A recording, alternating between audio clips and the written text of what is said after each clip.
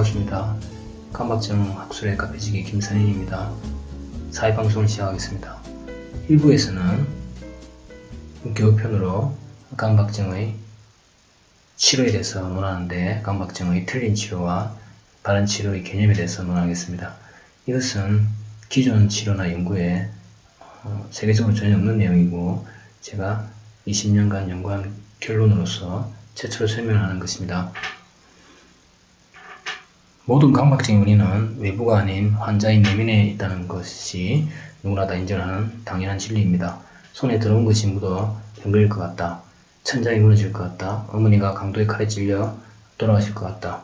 내가 기독교인인데 나도 몰래 불교를 믿어 배교죄를 저지르는 것은 아닌가 등등 환자가 두려워하는 사건은 무한히 많습니다. 그러나 친구와 악수했는데 친구 손이 더럽다느니 천장에 금이 갔다. 강도가 침입했다. 배구진을 질렀다 등 그런 외부는 아무런 문제가 없습니다. 왜냐하면 그런 환자조차도 발병 전엔 그런 일에 대해 전혀 신경을 안 쓰고 살았기 때문입니다. 그래서 증상의 문제는 환자의 내면에 있는 것입니다. 즉 자기가 잘못된 것이고 자기가 문제입니다. 그래서 자신의 문제를 스스로 이해하고 깨달아서 내면의 문제를 고쳐야 합니다. 그런데 치료에서 약물치료나 심지어 매우 위험한 뇌수술은 모두 외부적인 힘에 해당하는 것이므로 근본적인 치료가 될 수가 없고 당연히 완치가 될 수 없는 것입니다. 이런 생물학적 치료는 논외이고 본론으로 들어가서 강박증의 심리치료의 틀린 치료와 바른 치료에 대해 그 치료의 목적 부분에 대해서 잠시 설명하겠습니다. 모든 내용을 다 설명하면 끝이 없기 때문에 시간 관계상 치료의 목적 부분, 이 강박증 치료 목적이 과연 기존 치료처럼 불안 감소이냐 하는 문제에 초점을 맞추겠습니다. 강박증은 앞서 말한 대로 환자의 내면의 문제이기 때문에 심리치료를 해야 완치가 됩니다. 그런데 강박증 심리치료는 모두 현재 잘못된 치료입니다. 왜냐하면 모든 심리치료의 목적이 결국은 환자 각자가 어떤 큰 스트레스 사건이라든지 마음의 상처 또는 자존심 손상 등에 관한 문제를 상담과 해결을 해서 그 환자가 과거처럼 사회적 직업적 능력을 잘 발휘하도록 하는 것입니다. 그런데 심리장애의 공통적인 이런 치료 목적이 강박증과는 잘 안 맞습니다. 강박증은 자신의 어떤 피해를 막아서 안전한 순간을 느낀 만족감에 중독이 된 중독성 병이고 그는 특이성이 있기 때문에 기존 치료 방식대로 치료를 하면 자동적으로 틀린 치료가 될 수밖에 없습니다. 그 대표적인 예가 강박증의 인지행동 치료입니다. 인지행동 치료 자체는 많은 심리장애 치료에 쓰이고 있는데 그 치료 자체에 저는 전혀 관심이 없습니다. 다만 이 치료는 강박증 치료할 때는 시작부터 끝까지 다 틀린 치료입니다. 그래서 강박증의 틀린 치료의 대표적인 예로 강박증의 인지행동 치료를 설명하겠습니다. 이것을 다 설명하는 것은 책 한 권 분량이 나오기 때문에 아까 제가 언급한 대로 치료의 목적 부분에 대해서 일단 언급을 하겠습니다. 또 앞서 3회 방송에서 강박증이 불안장애 아니라고 밝혀졌다고 또 이미 말을 했습니다. 그럼에도 불구하고 여전히 강박증 인지행동 치료는 치료 목적이 환자의 불안 감소입니다. 즉 한마디로 너는 안전하다 이겁니다. 그런데 강박증 치료 목적은 환자가 두려워하는 사건에 대한 불안을 감소시켜서 편안해지는 방법을 배우는 것이 아닙니다. 두려워하는 사건에 대해 그 피해를 감수하도록 만드는 것입니다. 즉 중요한 것은 불안 감소가 아니라 피해 감수입니다. 피해 감소라는 자체의 개념은 자세히 설명하면 너무 장황하기 때문에 또 의미도 좀 복합적이기 때문에 일단 논의로 하겠습니다. 치료 목적이 불안 감소냐, 피해 감소냐.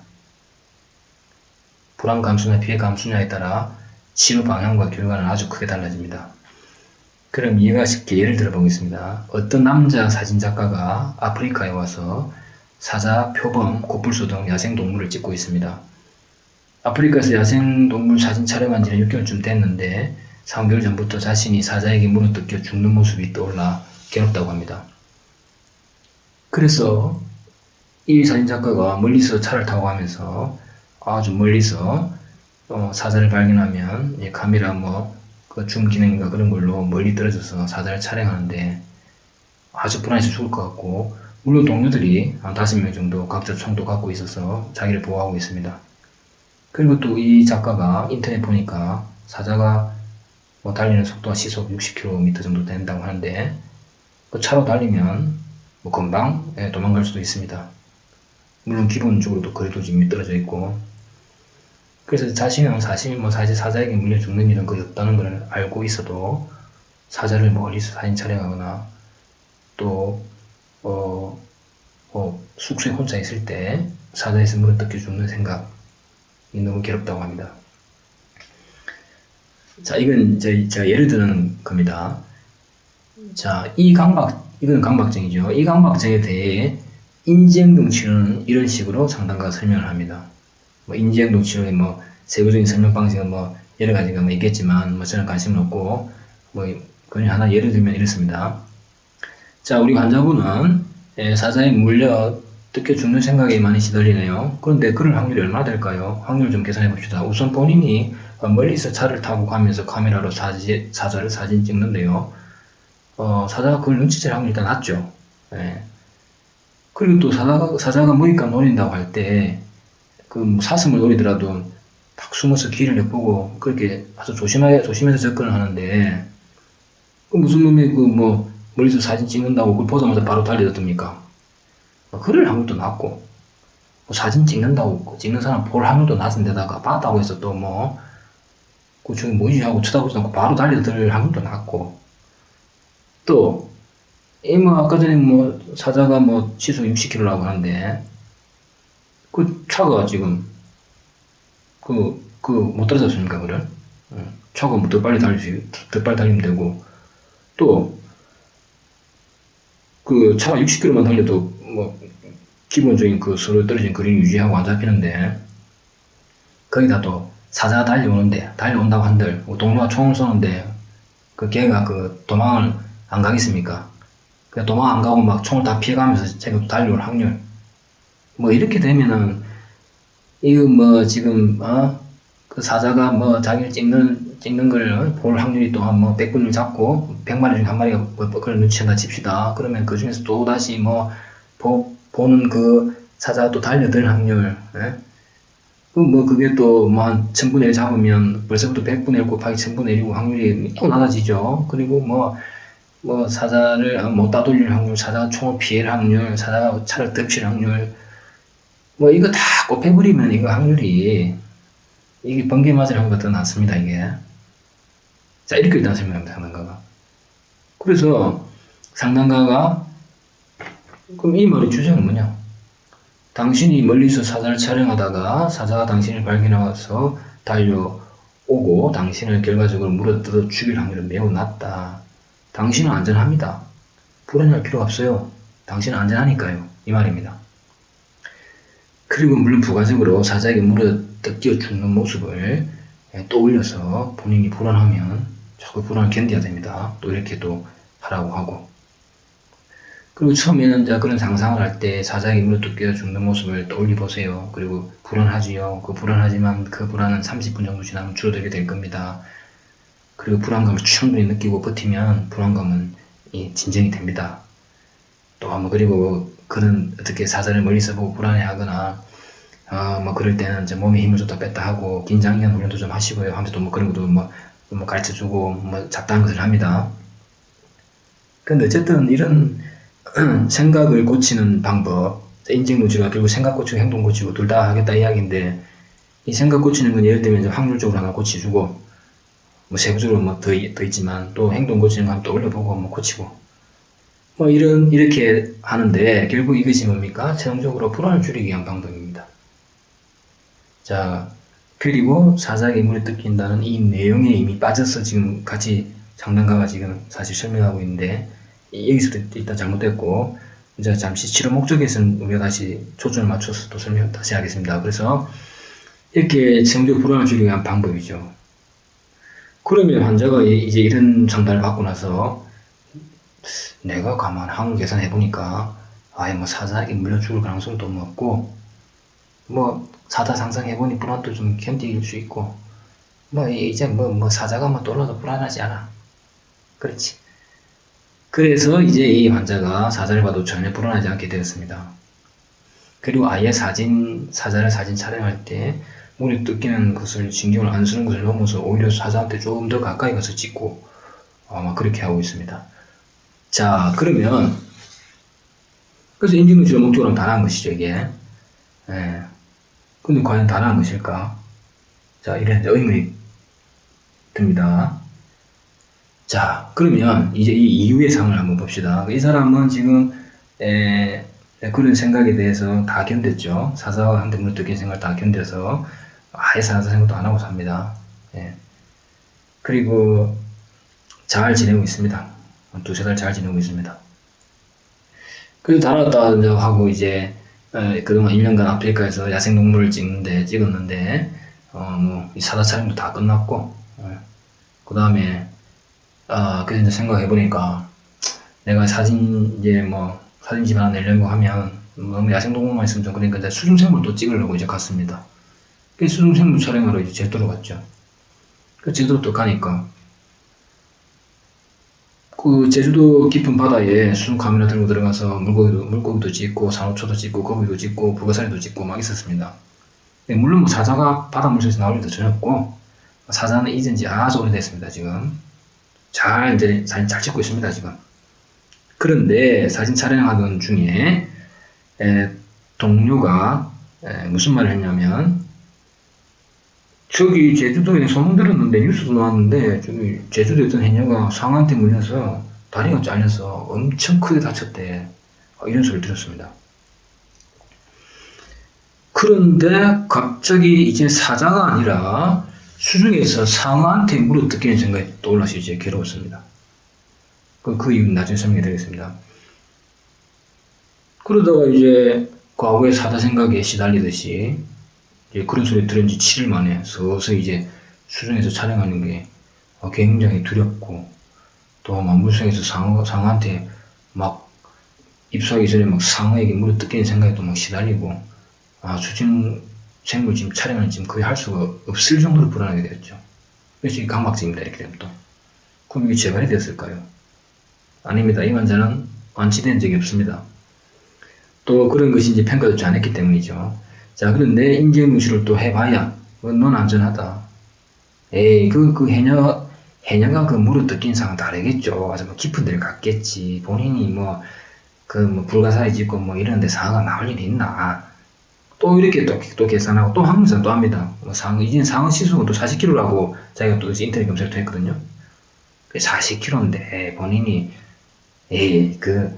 열심히 달리면 더 빨리 나올 수도 있고 계속 이렇게 이제 안전한 쪽으로 자꾸 몰고 갑니다. 이야기를. 왜냐면 불안을 감소시켜야 되니까. 그 불안을 견디려고 했거든요. 그래서 어떻게 또 불안을 또 견뎠습니다. 그 해녀하고 나는 다르지. 나는 그 해녀는 아주 깊은 데 갔고 나는 얕은 데인데 그게 내가 그리고 이쪽은 상어가 나온 적 진짜 없었고 하여튼 그래서 또 안정이 됐어요. 그럼 또 다 났죠. 이제 생각 안 납니다. 근데 그 다음에 이제 수중 촬영이 딱 끝나고 나서 다음에 어딜 갔냐면 그래 이제 야생화도 꽃도 한번 찍어보자. 산에 또 갔습니다.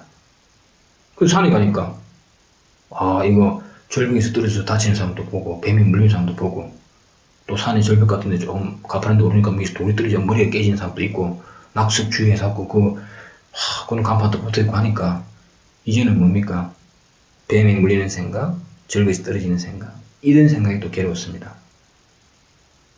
그러면 이제 또 자기 스스로 배움도 해야죠. 스스로 전문가가 돼야 되니까. 이것도 이럴 확률이 있겠나. 그럴 리가 있나. 그리고 뭐 뱀을 보면 내가 괜히 물리는 쪽으로 자꾸 생각을 하고 있구나. 등등 또 이런 생각을 하죠.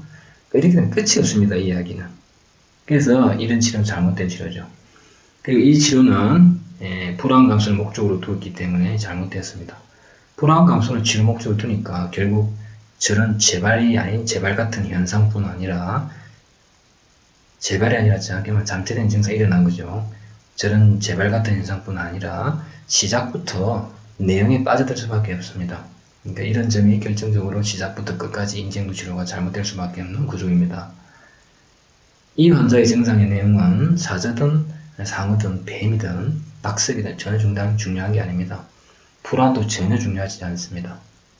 불안이 뭐가 중요합니까? 중요한 것은 피해가 무엇이냐가 중요한 겁니다.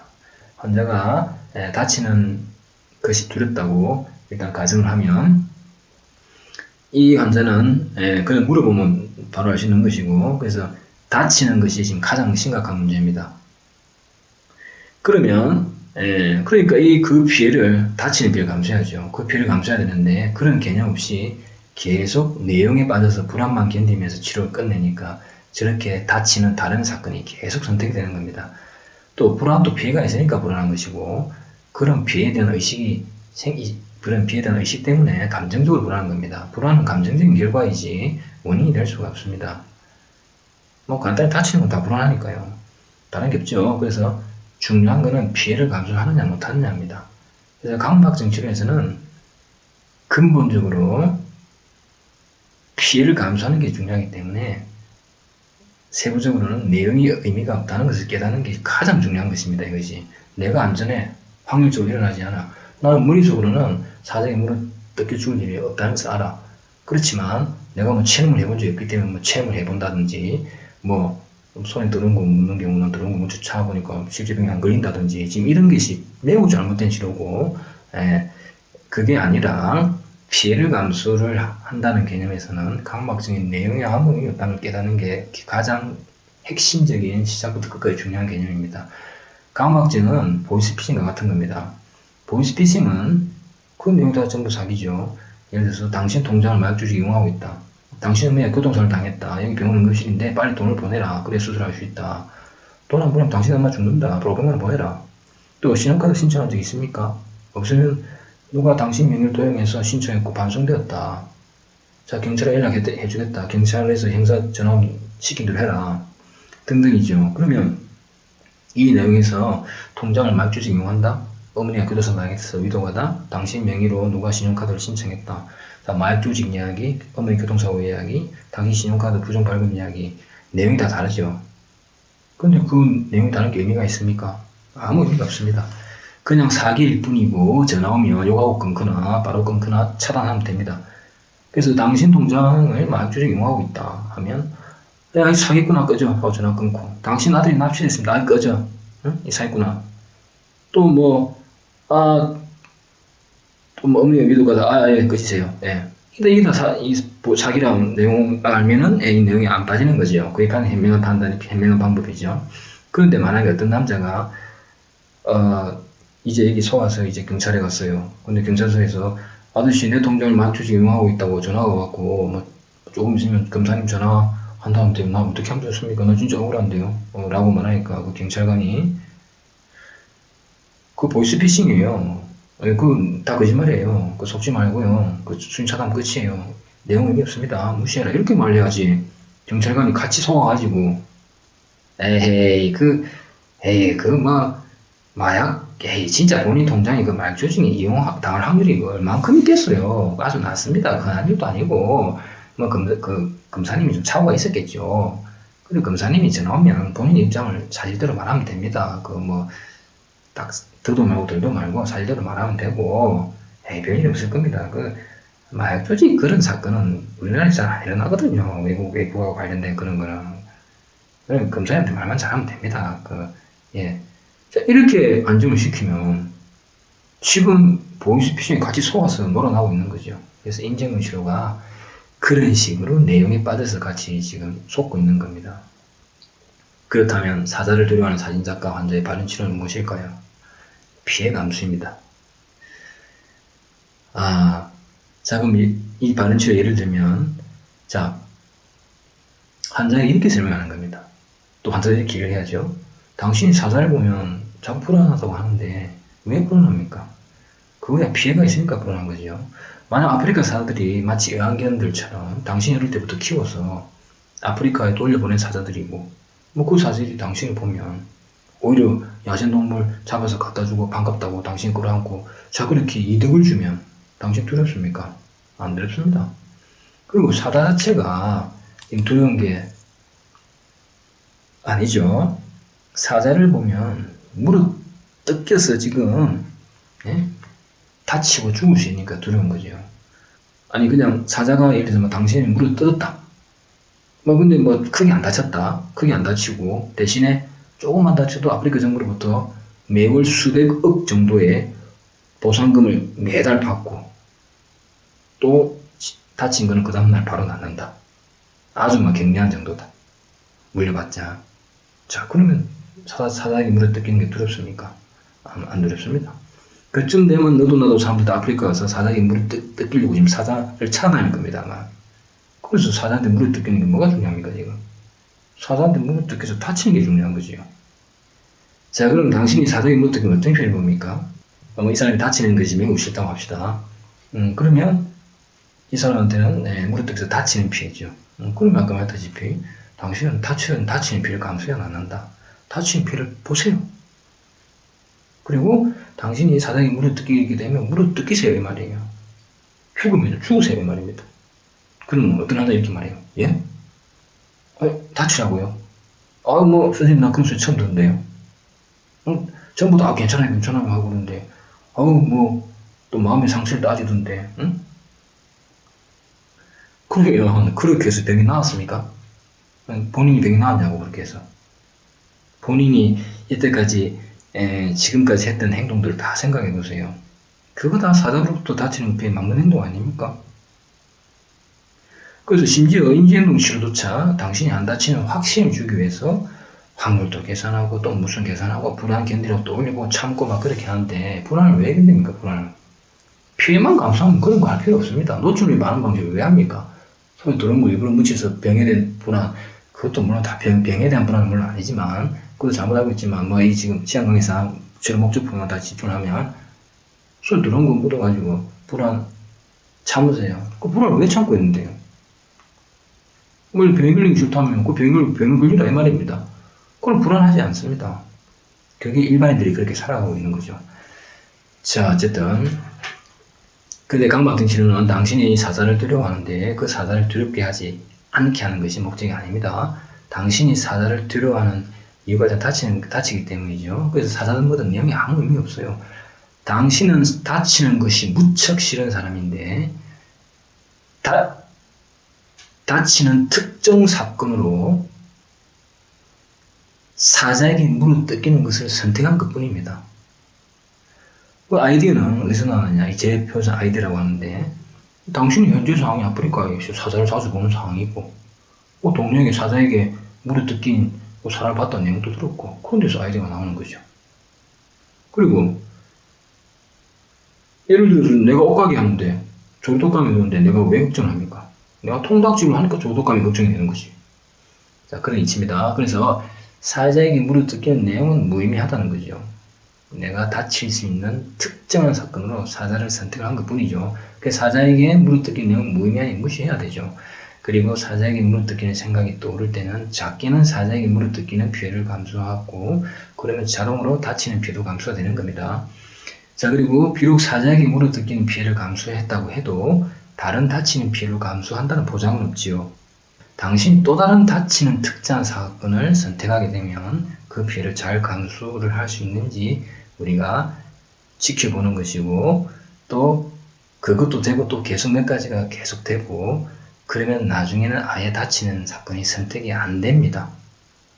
그래서 증상 자체가 없어지면 그런 상태가 몇 달이 되면 그게 진정한 완치라고 할 수 있죠. 그리고 그럼 왜 다치기 싫어하냐 그런 것도 따져봐야 되고 불안 지금 줄이는 훈련할 시간이 아니라 왜 다치는 게 그렇게 싫은가를 따져보는 것이고 또 이런 여러 가지 자기 개인의 상황에 맞다 여러 가지 그런 이런 증상이 내가 이렇게 돌아가고 있다. 뭐 내용이 아니라 그 배우에는 피해다 이렇게 이해하는 게 또 치료고요. 그래서 일단 원래 이 피해 감수라는 개념과 범위나 구체적인 방법이나 자세한 내용은 지금부터 논의를 하고 다시 치료 목적에서 보면 그 후 사진 작가가 사자의 피해를 감수해서 두려움이 사라진 후에 계속 지켜보면 이제 제주도로 사진 촬영을 하면 상황가 또 고칩니다. 이건 거의 100% 고치게 돼 있어요. 상황가 두렵죠. 그럼 자기가 예측을 하고 들어가야 됩니다. 내가 다치기 싫은데 지금 수준에서 찍으면 뭐가 두려울까? 그럼 상어죠.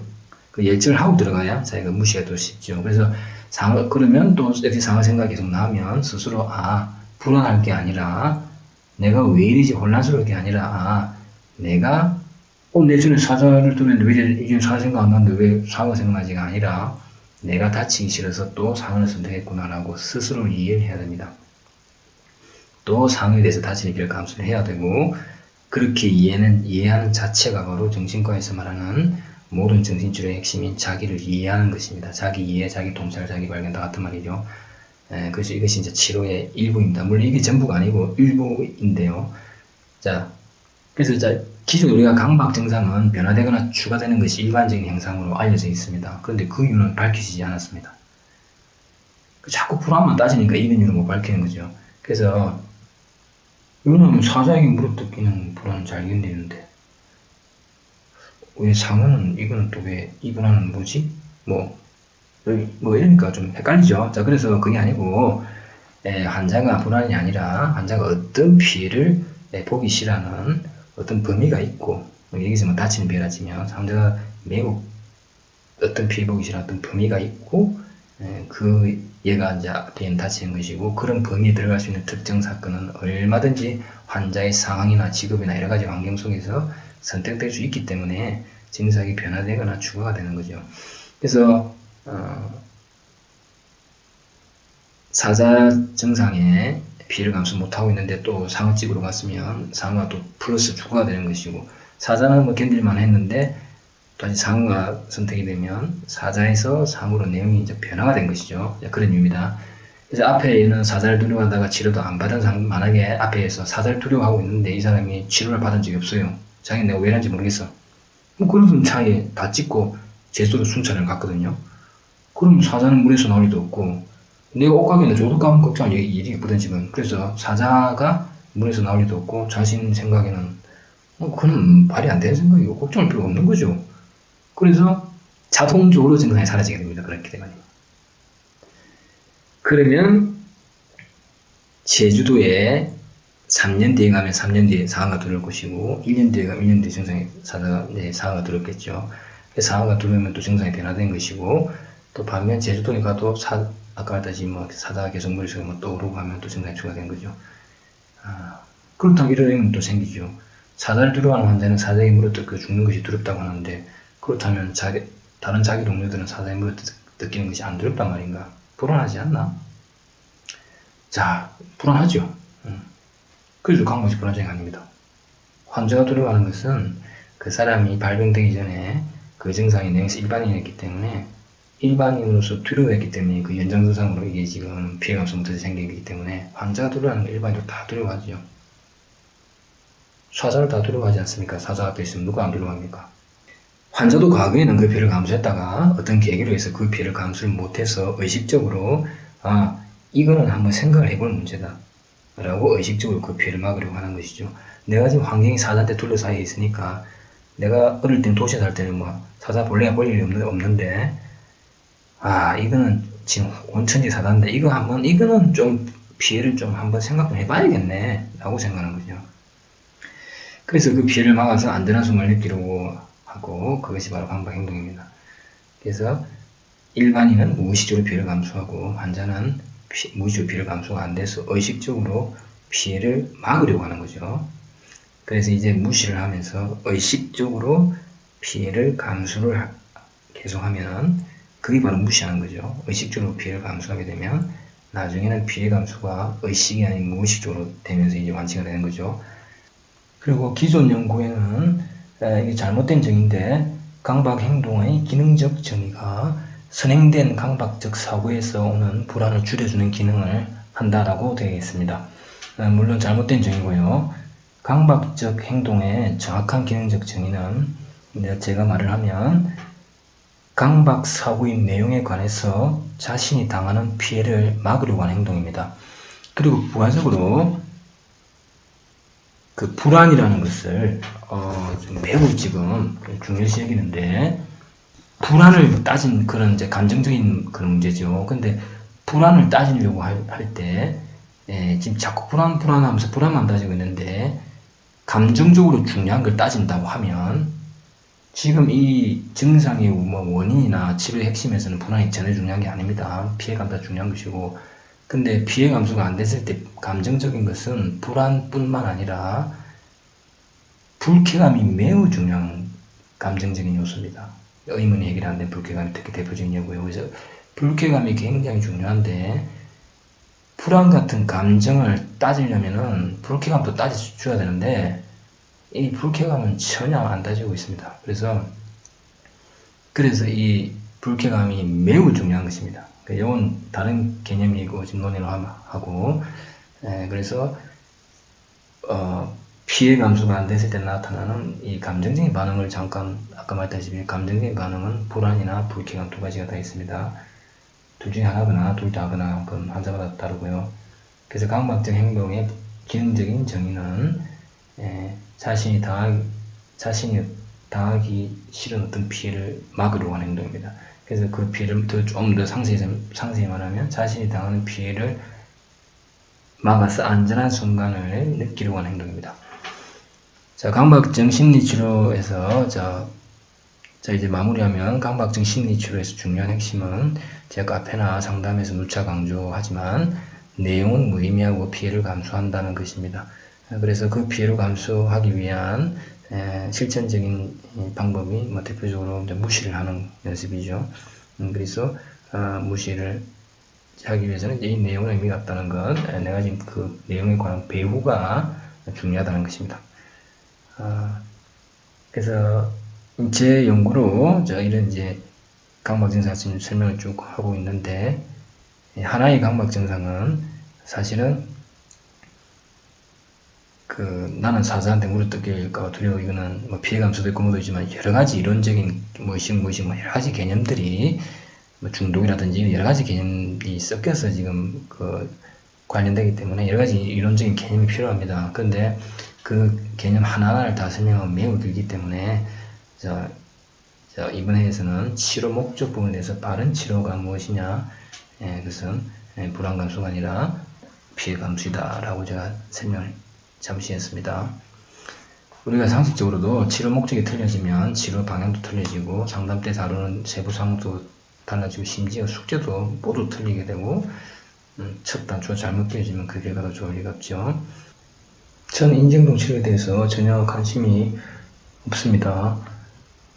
다만 20년간 강박증을 연구하고 있고 또 평생 강박증을 연구하는 연구자 입장에서 인지행동 치료가 강박증 치료에 있어서 틀린 치료라는 것을 제가 시작 부분에 대해서, 치료 목적 부분에 대해서 설명을 했습니다. 물론 인지행동 치료를 쓰시는 상담가 분들 중에서도 훌륭하신 분들이 많이 있겠지요. 그러나 지금은 학문적으로 다루는 것이기 때문에 치료에 틀렸다 바르다를 따질 것이고, 그런 입장에서 설명을 했습니다.